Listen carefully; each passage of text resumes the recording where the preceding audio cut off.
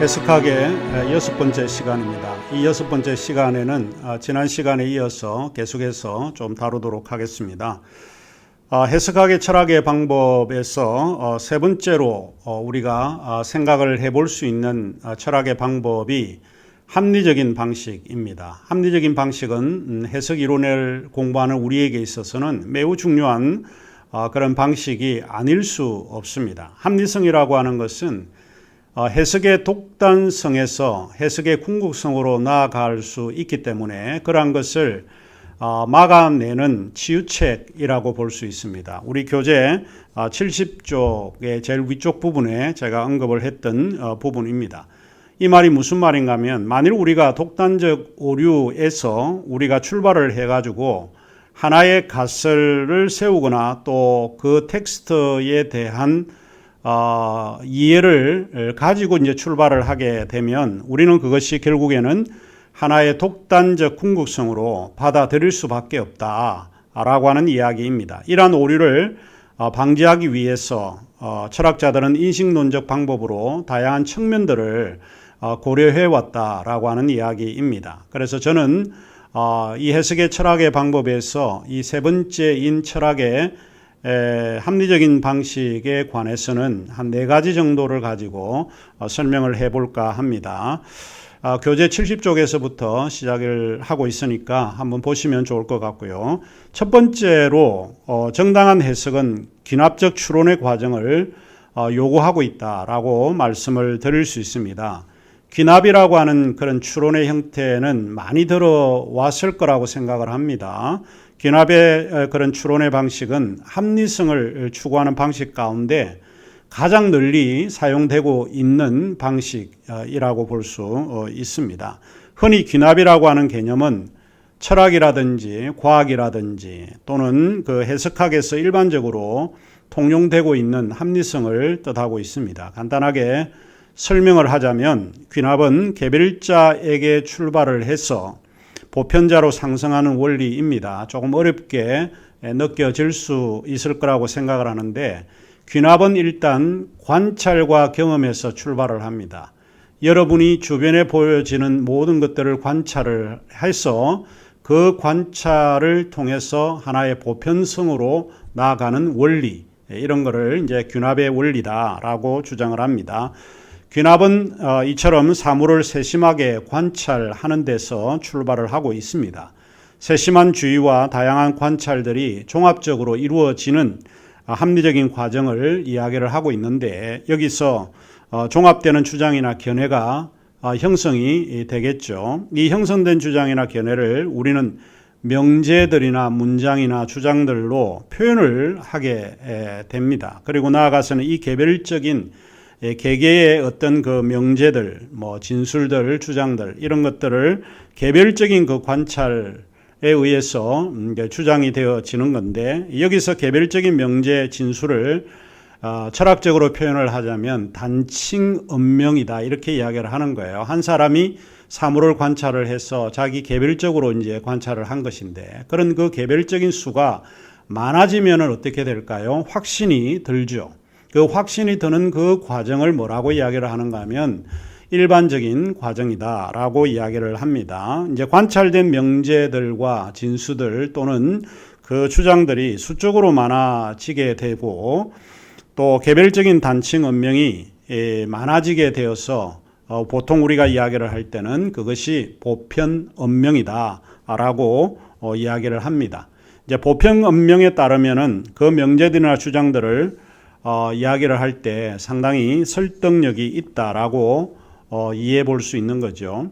합리성에서 이제 귀납은 보편화된 의미를 추구하기 위한 방법이다라고 생각을 하시면 될 것 같습니다.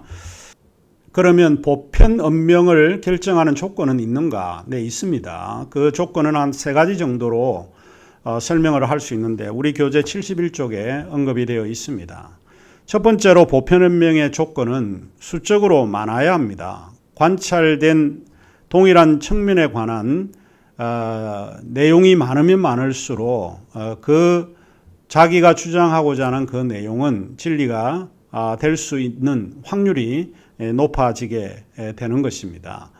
이를테면 하나님이 내 기도에 응답해 주신다라고 하는데 일평생 단 한 번만 경험되었다라고 하면 그것은 수적으로 하나밖에 없습니다. 진리가 된다라고 이야기를 할 때 수적으로 열세이기 때문에 보편 은명으로 나가기는 조금 어렵다. 그런 뜻입니다. 자, 두 번째로 관찰은 다양한 조건에서도 반복적이어야 한다라고 하는 이야기입니다. 다양한 조건에서 동일한 일이 반복적으로 관찰이 된다면 보편 은명은 매우 확실해집니다. 여기 보편 은명이라고 그러니까 좀 어렵게 느껴지는 건데 일반성 이야기입니다. 일반성으로 보편성 혹은 일반성으로 주장되어지는 것이 이 관찰할 때의 다양한 그런 조건에서도 반복적으로 이런 관찰이 이루어져야 된다 이런 뜻입니다. 세 번째로 받아들여진 혹은 결론 내려진 관찰이 다른 보편적인 그 법칙이나 다른 보편적인 이론과 모순이 일어나면 안 됩니다.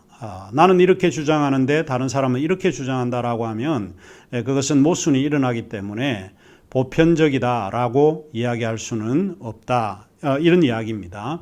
자, 이처럼 이해 과정에서 귀납의 방식은 매우 중요한 추론의 방식이라고 말씀드렸습니다. 종종 문자로 구성된 텍스트나 본문의 이해는 나타난 어휘와 낱말의 뜻과 맥락에서 전체적인 의미를 끌어올 수 없을 때가 있습니다. 우리는 텍스트 그 자체가 다양한 이해들의 복잡한 연관성 속에 있다라고 하는 것을 우리가 알 수 있는데 마치 루드비 위트겐슈타인이 언급을 했듯이 이해라고 하는 것은 언어에 의해서 왜곡될 가능성이 충분히 있기 때문에 그렇습니다.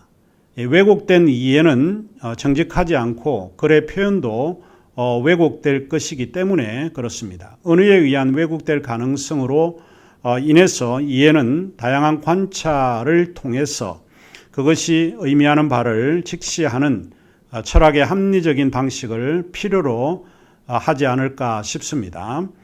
둘째로 철학의 이제 방식 가운데서 연역의 추론의 방식이 있습니다. 연역도 여러분에게 익숙해 있는 어휘 이끌고 많이 들어왔던 내용일 거라고 생각을 합니다. 연역의 추론의 방식은 귀납적 추론의 방식과 또 다른 방식이라고 볼 수 있는데요. 연역은 경험의 문제가 아니라 논리의 문제입니다. 논리적 명제를 이끌어내는 것은 연역적 추론입니다. 이해나 해석은 논리성에 근거함으로 설득력을 얻게 되는 것입니다. 아무리 일어난 사건에 대한 관찰이 명백하다고 해도 만일 그것을 서술하는 논리성이 결여되어 있다라고 하면 그것은 아마도 설득력이 떨어지거나 설득력을 상실하지 않을까 싶습니다. 우리가 매주일 예배에 전해 듣는 설교에 대해서 한번 예를 들어서 한번 생각을 해보면 좋지 않을까 싶은데요. 설교라는 것은 설교자의 의도가 내포된 내용을 청중들에게 전달합니다. 만일에 전달된 내용에서 설교자가 논리적으로 비약을 하고 있거나 논리성이 결여되어 있다라고 하면 그가 전하고자 하는 그런 메시지의 의도가 많이 무의미해지거나 잘 파악하지 못할 뿐만 아니고 또 믿음의 실천에 방해를 받게 되는 요소가 되지 않을까 싶습니다.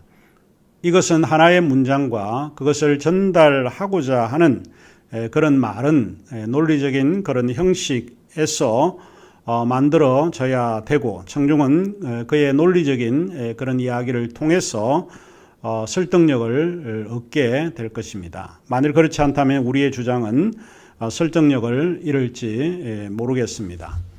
자, 여기에서 우리가 이제 두 가지를 우선적으로 살펴보았는데요. 하나는 귀납적인 방식과 하나는 연역의 방식입니다.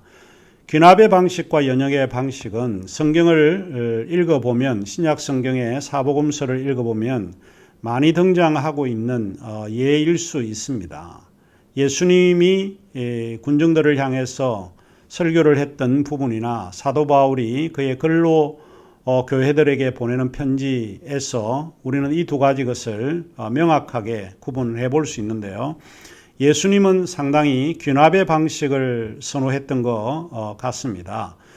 엄밀하게 이야기를 하자면 예수님이 그렇다라고 하는 말은 아니고 우리가 관찰을 해보면 예수님의 방식은 그 설교 가운데서 이런 귀납의 방식을 많이 좋아하지 않았을까 하는 생각을 가지게 되는 것입니다. 가령 예수님께서 들의 풀이라든지 들의 백합화라든지 나귀라든지 뱀이라든지 공중의 새와 같은 이런 실제 존재하고 있는 자연을 통해서 관찰할 수 있는 그런 사실에서 출발을 해서 보편자이신 하나님께 나아가는 이런 설교를 하신 것을 보면 예수님의 설교 방식이 상당히 귀납의 방식, 관찰과 경험에 의해서 출발을 하고 있다라고 하는 것을 우리가 암시적으로 배울 수 있지 않을까 생각을 합니다.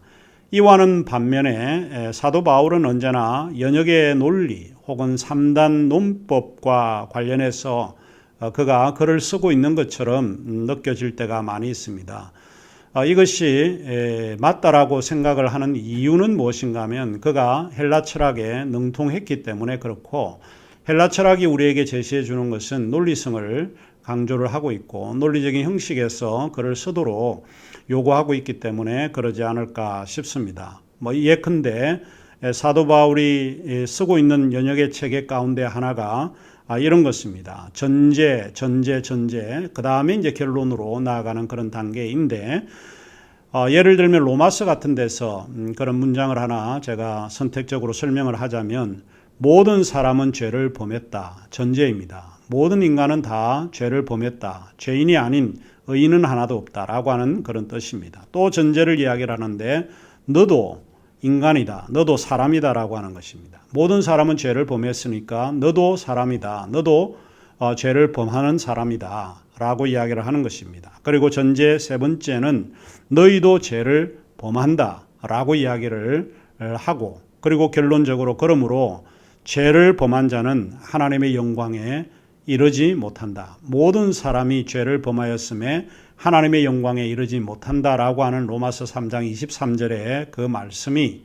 사실은 논리적인 그런 형식에 맞추어서 이야기를 하고 있다라고 하는 것을 알 수 있습니다. 그래서 우리는 요 기납의 방식과 연역의 방식이라고 하는 게 해석의 이론에서 이해에 도달하기 위해서 좀 필요한 철학적 방식이다라고 이야기를 할 수 있습니다. 세 번째 철학의 방식에서 개연적 방식을 이야기를 해볼 수 있는데요. 이 개연적 방식은 귀납적 방식과 연역의 방식을 한마디로 이야기를 하면 보충하고 있는 그런 방식이다라고 이해해 볼 수 있습니다. 한편에서는 과학적인 방식인 귀납적 방식이 순수하게 관찰하면 의존하는 것이고, 다른 한편에서는 이성적 방식인 연역의 방식이 인간의 이성이나 추론에 의존하고 있다라고 볼 수 있죠. 그런데 이제 이런 서구의 그런 철학 방식에서 우리에게 강요하고 있는 것은 다른 게 아니라 양자택일이라고 하는 것을 강조합니다. 연역의 체계를 받아들이든지 아니면 귀납의 체계를 받아들이든지 하는 이런 양자택일의 방식을 고집하고 있는 것처럼 보이기는 하지만, 이 양자를 중재할 새로운 대안이 아마 필요하지 않을까 생각을 합니다. 제가 생각할 때는 이 양자택일의 새로운 대안으로서 우리가 이야기를 해볼 수 있는 것이 개연적인 방식이 아닐까 싶습니다. 이러한 양자를 중재하는 방식이 개연적 방식에 의해서 소개될 수 있는데, 물론 개연적 방식이 귀납의 방식에 보다 많은 강조를 두고는 있습니다. 그렇지만은 그 방식에 절대적으로 신뢰하고 있는 것은 아닙니다. 무엇보다도 개연적 방식은 글자 그대로의 진리 양태를 개방하지는 않지만 진리에 근접하고자 하는 노력입니다. 다시 말하면 해석적 관점에서 이해를 할 때 그 텍스트를 이해하려고 할 때 보다 더 개연적으로 접근할 수 있는 방식을 제공하지 않나 하는 것입니다. 이해라고 하는 것은 그것이 개연적으로 받아들이게 될 때 효과적이기 때문에 그러지 않을까 생각을 합니다. 여기서 한 가지 제가 조금 더 설명을 하고 넘어가고자 하는 것은 개연성이라고 하는 말을 많이 들어봤지만 그게 의미가 뭔가라고 하는 궁금한 사람이 아마 있을 거라고 생각을 하는데, 개연성이라고 하는 것은 영어의 probability입니다. 아마도 이런 뜻이죠. probable. 우리가 영어로 사용할 때 소위 maybe 이런 뜻입니다. 이를테면 일기예보 시간에 기상캐스터가 그런 이야기를 합니다. 내일 비가 올 것이다, 비가 오지 않을 것이다, 비가 올 확률은 70%다, 60%다, 40%다 이런 이야기를 하게 되죠. 이때 우리가 it will rain tomorrow, 내일 비가 올 것이다 이렇게 하면, 비가 안 오면 그 문장은 거짓입니다. 그런데 it may be rain tomorrow 혹은 70%다 이렇게 이야기하면 틀린 이야기가 아닙니다. 개연성은 이처럼 이 여러 기납적인 어떤 가변적인 것을 고려해서 우리에게 설명해 주는 내용이라고 볼 수 있는데, 개연성은 해가 떴다라고 하는 사실을 관찰했다고 해서 해가 내일 반드시 뜰 것이다 라고 100% 확신할 수 없다는 것입니다. 분명히 북극이나 남극에는 해가 뜨지 않는 날이 많기 때문에 그렇습니다. 그러나 내일 해가 뜰 것이라고 하는 것은 해가 뜨지 않을 것보다는 해가 뜰 거라고 하는 것이 개연적으로 더 가깝다라고 볼 수 있습니다. 더구나 개연적인 이런 철학의 방식은 확률적으로 그리고 통계적으로 설명할 때 보다 우리가 믿을 수 있습니다. 하나의 본문을 가지고 그 본문의 개연적인 방식으로 여러 다양한 어떤 가변적인 경우들을 우리가 고려를 해서 개연적으로 이것이 더 믿을 만하고 이것이 더 이해할 수 있다라고 이해를 한다라고 하면 그것이 개연적으로 보다 확률적으로 높은 설명을 할 수 있다라고 하는 이야기입니다. 그 다음에 이제 네 번째로 철학의 방식 가운데 하나가 비판의 방식입니다. 철학 그러면 비판적이다 라고 하는 말과 동의어로 사용될 수 있습니다. 이해는 이미 비판적입니다. 내가 무엇을 이해했다라고 하는 것은 이미 비판적인 내용이 포함이 되어 있습니다. 해석은 보는 사람이 갖는 비판에서 자유로울 수 없다라고 하는 것을 강조하고 있습니다.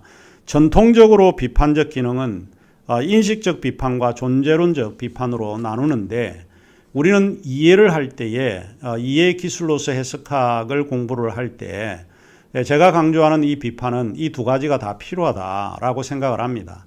인식론적 비판이라고 하는 것은 우리가 본문을 읽을 때 이것이 맞는가 틀리는가라고 하는 것을 가려내는 작업을 인식론적 비판이라고 봅니다. 우리는 평소에 이 인식론적 비판에는 굉장히 민감한 사람들이 굉장히 많습니다. 왜냐하면 옳고 그름을 따지는 것이 해석의 이론이기 때문에 그럴 수 있습니다. 그런데 우리가 하나 놓치는 부분이 있는데 그것이 무엇인가 하면 그것은 존재론적 비판을 놓치는 경우가 굉장히 많습니다.